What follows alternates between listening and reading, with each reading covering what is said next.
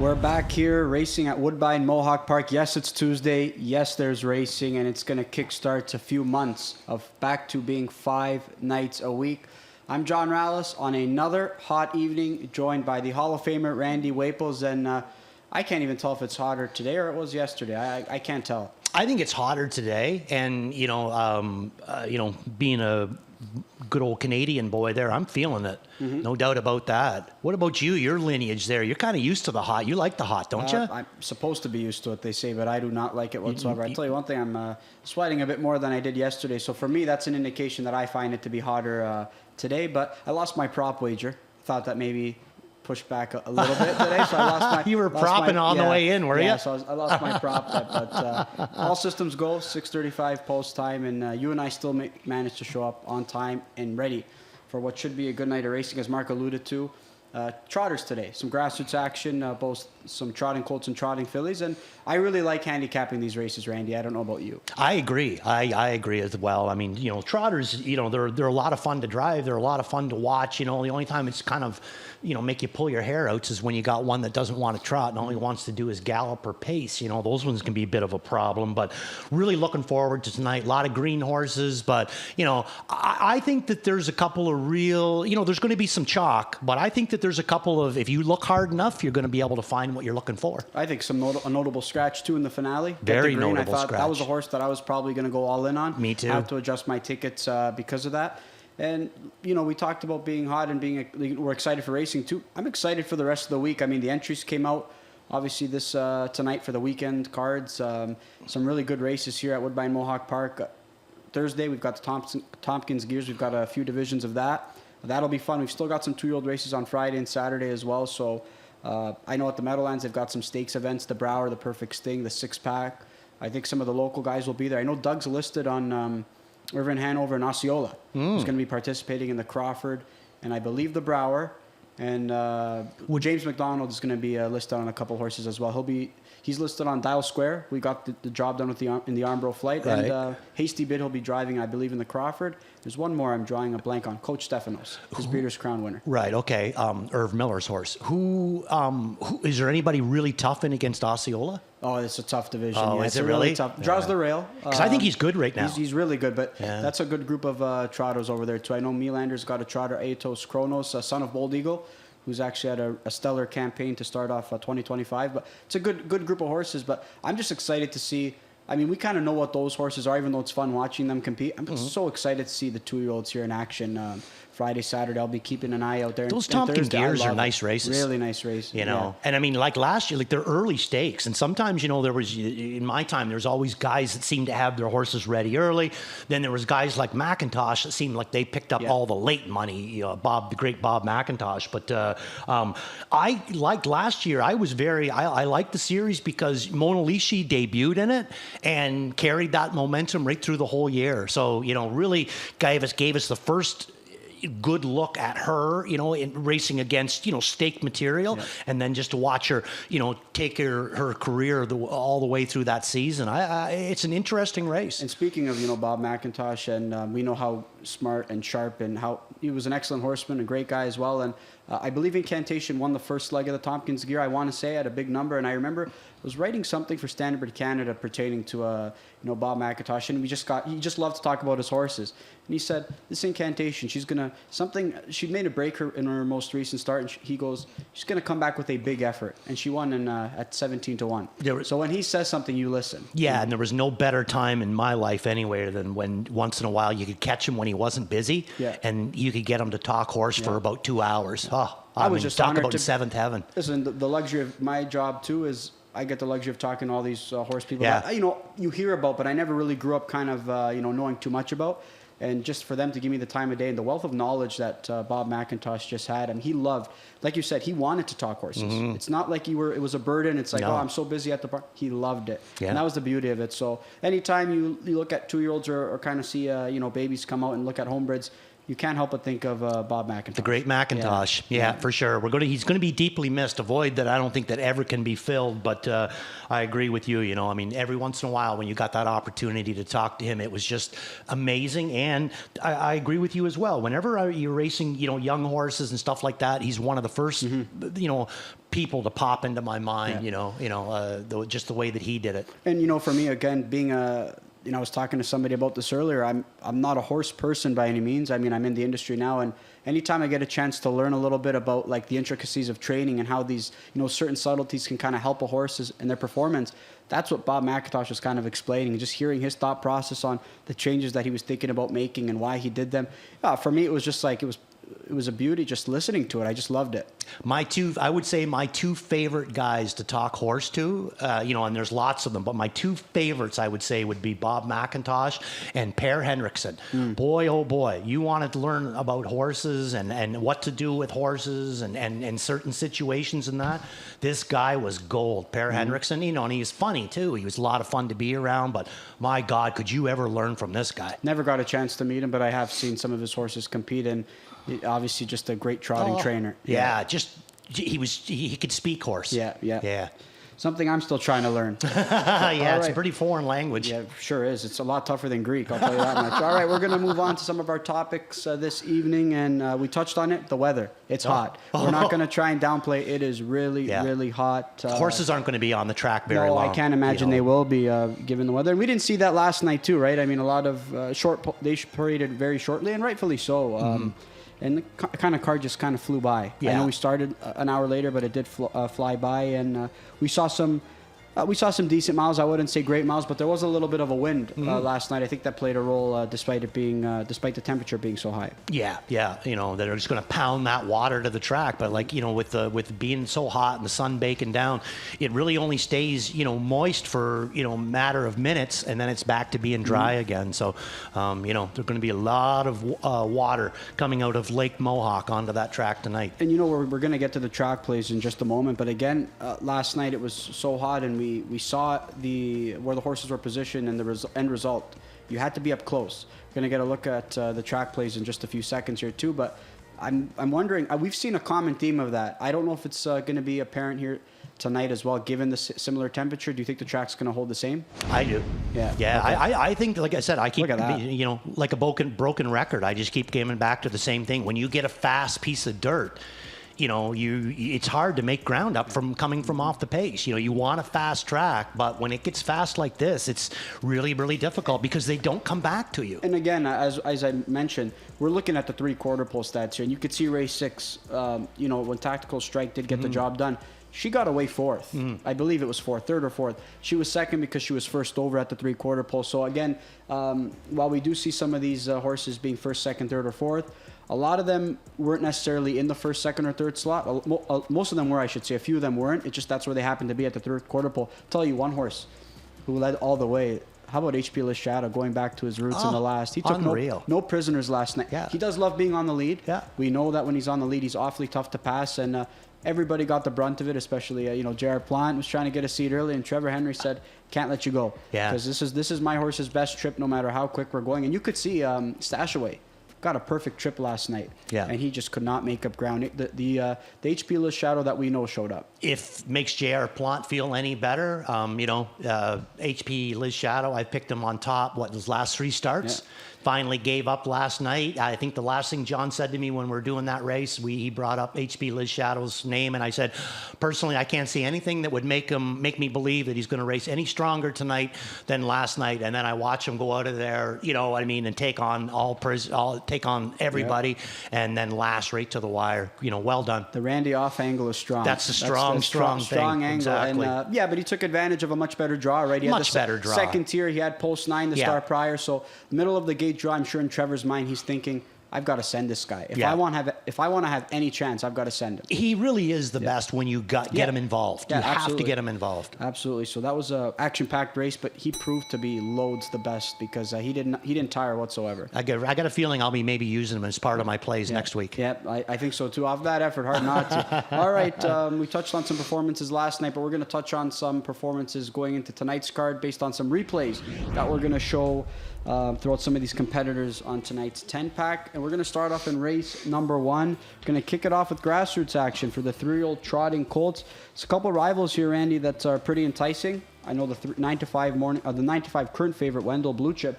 That was a good effort last time out. That's the direction I went, and I believe that's the replay that you want to show from his last effort. Yeah, we're going to show that replay. It's also going to be the effort that I went as well. But I'm curious because both of us have been kind of watching the horse on the inside, the one horse, Solo CP. Where did you throw him? I think I threw him underneath somewhere, but I just don't know what we're going to expect from it. It was a better effort last time, right? I will say that. Yeah, I thought it was a little bit better, second over, and I'm going to use him in for second. The only thing that scares me a little bit is the rail. Yeah. I don't really like the idea of that. But Wendell Blue Chip, good effort on this guy. Ends up, finishing third in there, but Jonathan had to move him early and then kind of got mixed up into a little bit of a brouhaha here too as well. So he still had good legs on the end of it. Maybe he wasn't just roaring through the wire, but he was still one of the only ones that had good legs. And he comes back, gets an inside post this week to work with and picks up McNair. And, really nobody knows him any better than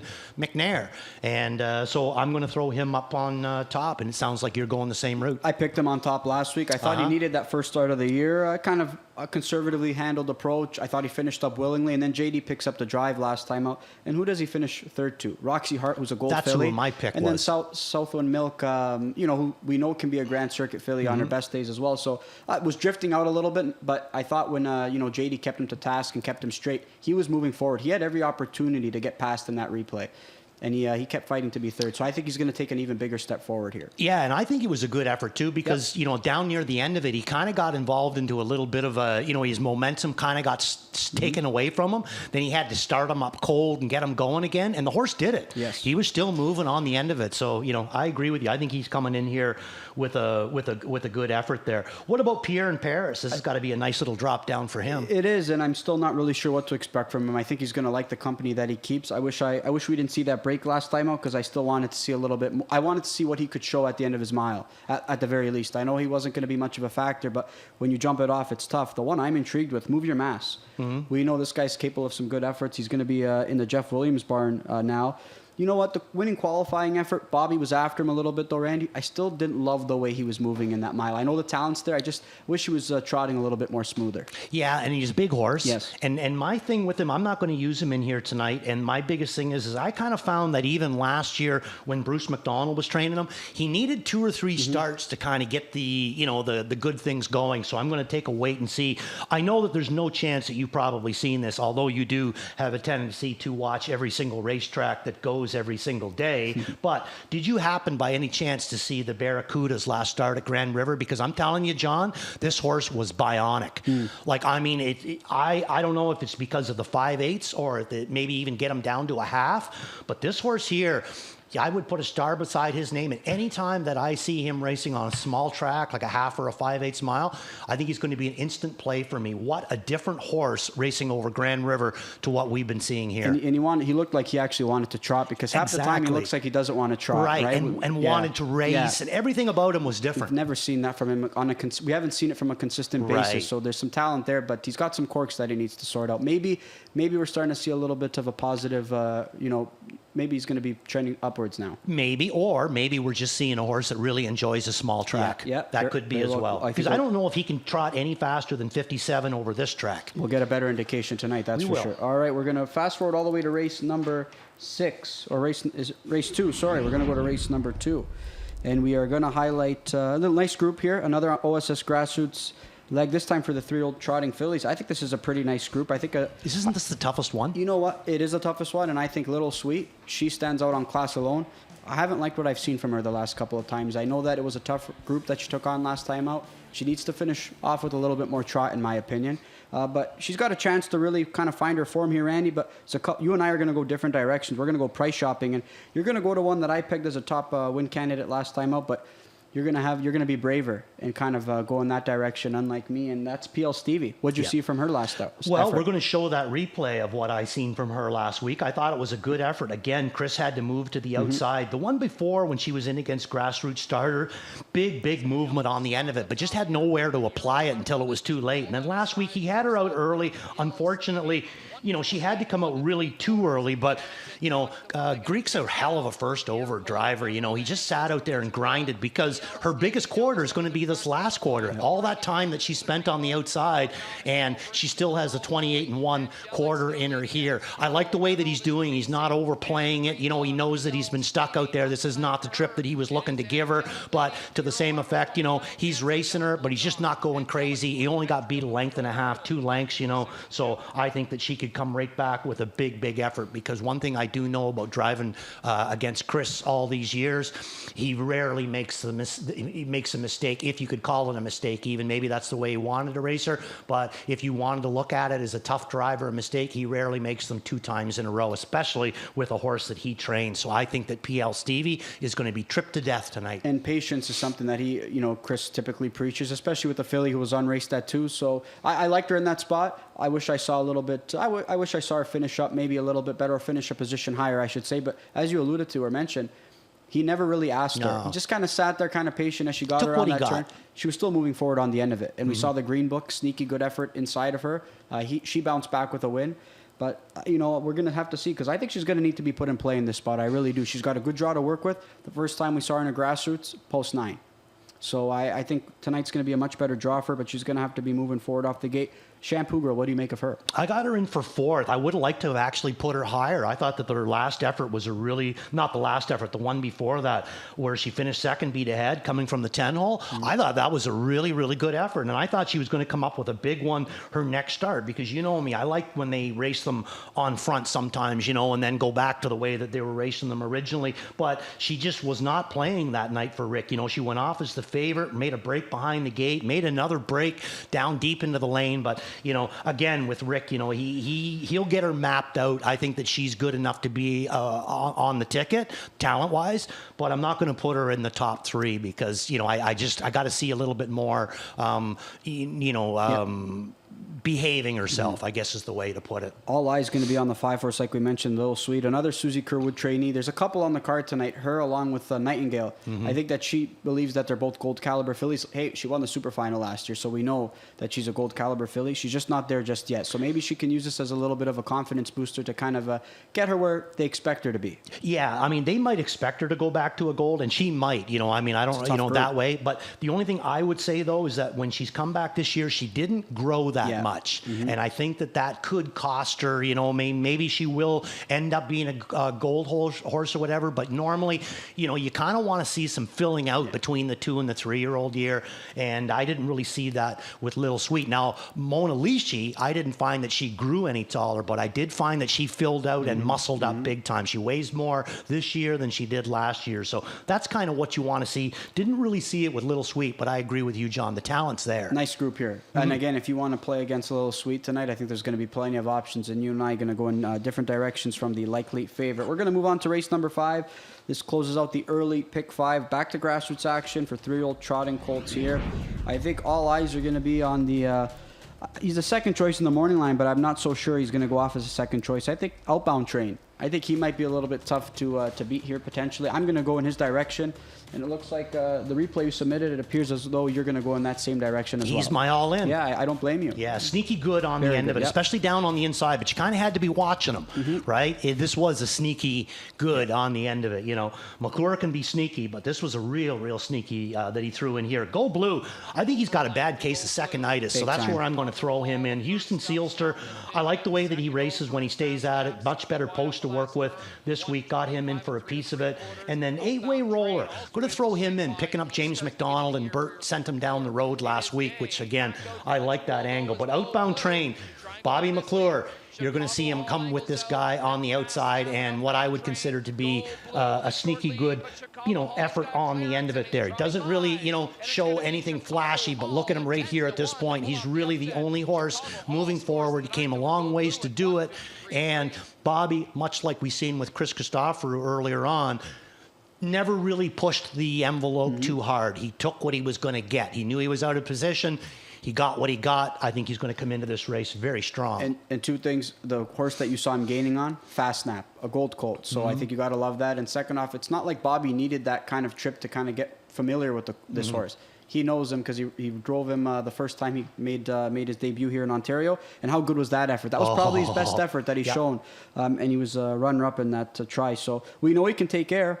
June 5th, he did it first over a long way when Call Me Parker was cutting the mile, and he was able to get the best of him there. So I think this colt is trending in the right direction here. I really like what we're going to see from him, and he can continue to build here in the grassroots program, I think. I agree, and I'm going to throw one thing at you because you are king handicapper there. You know, Sean Stacey's barn's been a little quiet so far starting out this year. At some point, it's going to heat up. So when you're like, you know, do you put much of a factor into that cold stable, hot stable, or is that just you just go by the horse only? I do factor that in, but I also look at maybe the stock that they're going to be putting out, and I think right now some of the horses he's sending out, I think they're in some, you know, they're in good spots, right? I tell you what, in the U.S., I know Mark's got the stable in the U.S., and they're racing well. We've got a couple of good ones, or maybe ones that are higher up in their stables that are kind of participating in some Sire Stakes programs or overnights. They're racing good. Grand Reserve, big win by her. We know that filly's got ability. So I just really think it depends on the spot that the horse is in, and I like the efforts that he's shown the last few times. So I'm gonna side with him too. I've always been a bit of a believer with the hot cold. You know, you're going to have your little ups on the wave, and you're going to have your down on the wave. And I think that they work too hard, and they're just too good of a stable to be training at a 235. I think that we're going to start to see some real Stacey momentum come out in the next month or month and a half. Couldn't agree more there. All right, we're going to move on to race number 8 here. And let's see what we've got here from more grassroots action for trotting fillies. And we've got a group of 9 here, Randy. And the morning line favorite is going to be the 9 horse, Nightingale. And, you know, obviously, I think I worked solo that night. And Susie Curwood kind of shared that likely needed a start. The Nightingale, she hadn't raced in 3 weeks, likely needed the start.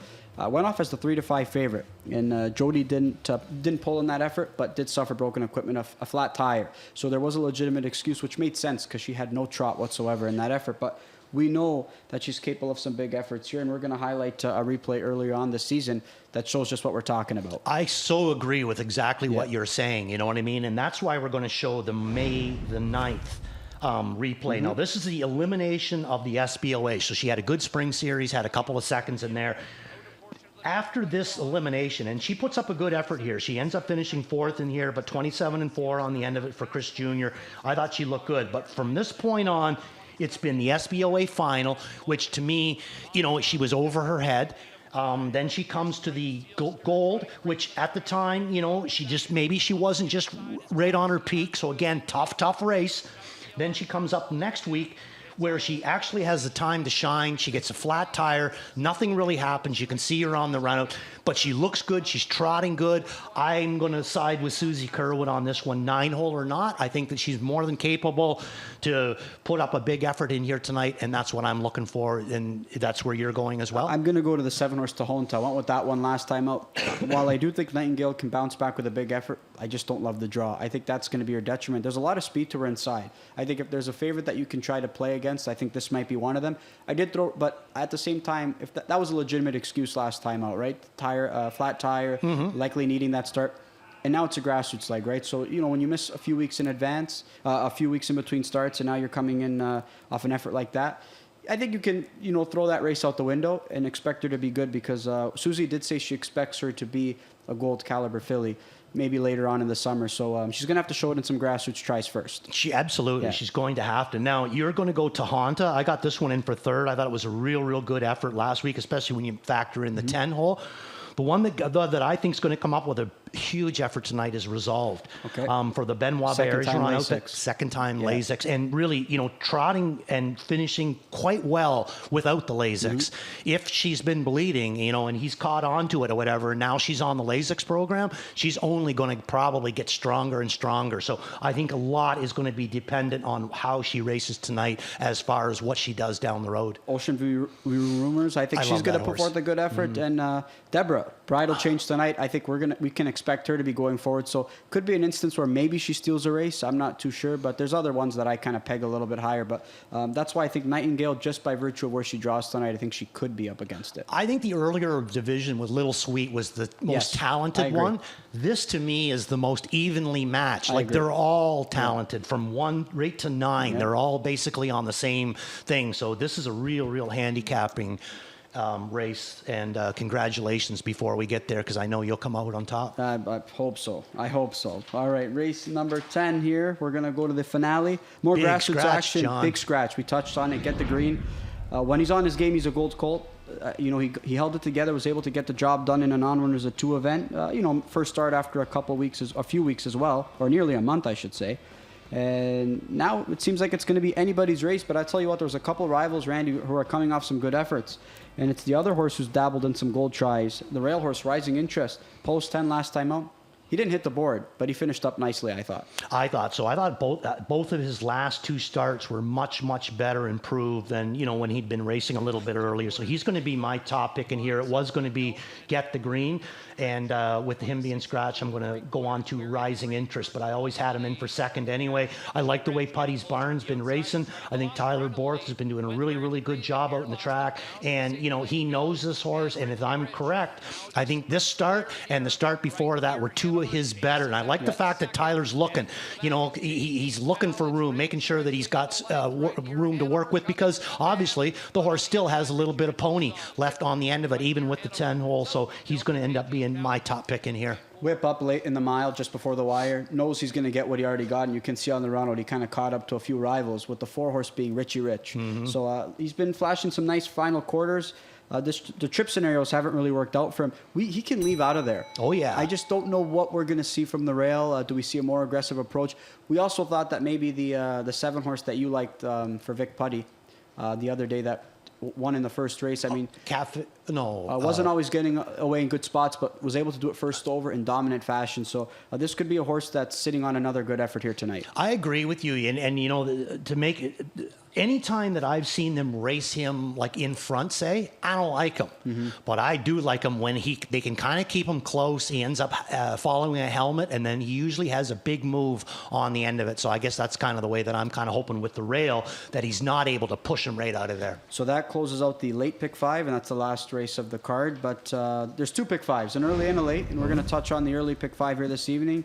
And Randy Waples, you're up first. Let's talk about your ticket. Well, I mean, we agreed that second race is a real tough one, with the grassroots for 3-year-old trotting fillies, Little Sweet, PL Stevie, that bunch or whatever. So I elected to key it. I went as skinny as I could so that I could just key that race, hoping that I'm going to get some kind of a price. But I'm going to start it off with Wendell Blue Chip onto the key in race number 2. Race number 3, a little bit tougher. I'm going to go My Time to Dance is going to be my top pick.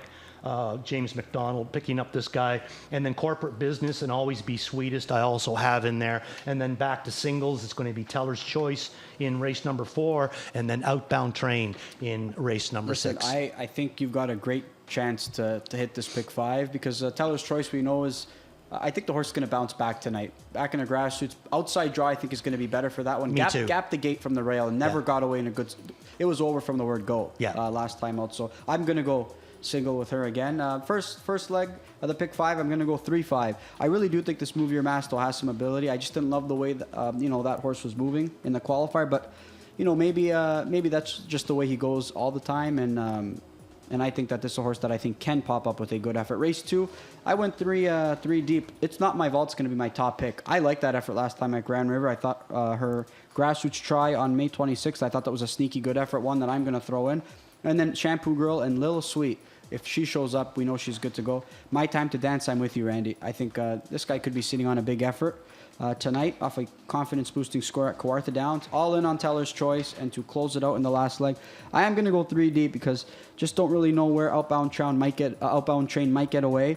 I do respect Flanagan Sunshine. I think that horse can put forth a good effort if he's at his best. And Houston Sealster, 10-hole last time out. I thought he was so good 2 starts back. He was right. I thought he raced fine on June 12th and June 5th. He's a sneaky player, especially for a barn that's heating up. Yeah, no doubt about that. Tell me some more about Flanagan Sunshine, though, because I kind of like this one, too, but I just didn't have the guts to pull the trigger when he'd been off that long. So give me some more 4-1-1 on Flanagan. Obviously, at least he got a qualifier into him. Obviously, at Grand River, it's a grassroots leg. I feel like if he's in a decent spot turning for home, I do think he can be competitive in here. So just kind of hoping that off that qualifying effort, at least there's a charted line there. It's not like we're guessing off a horse off 58 days. Right. There is a charted line. So, right. For me, I can at least kind of throw him in there and just hope that maybe the trip works out for him. But if I'm playing pick 5, so I'm pressing on Outbound Train, just a couple extras, maybe B selections, I should say. Yeah. Oh, interesting. Very interesting. All right. And we touched on the Tompkins Gears.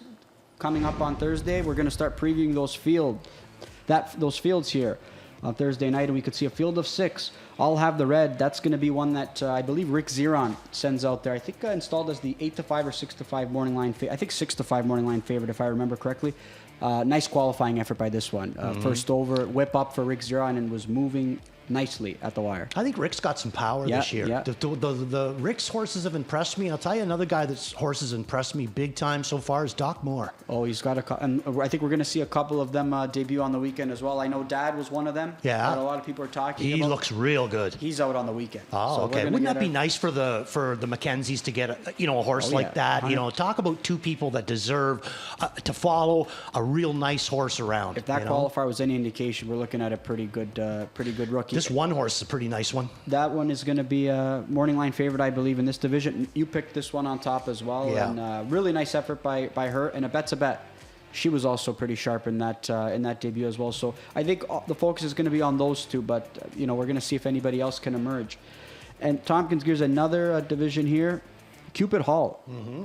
Big number last time out, was pestering that Storybook Bella, I believe, or Storybook Love, one or the other one. The Matt Bax trainee. Right. Took a lot of air at 40-something to 1, and I think that one can take a step forward here. Splash of Green, Green Manalishi, debuting by Blake McIntosh there. So I think those two are going to be the focus or the focal point, but I think there could be a little bit of an upset. Tompkins Gears on Friday as well, another division here. Bo Knight.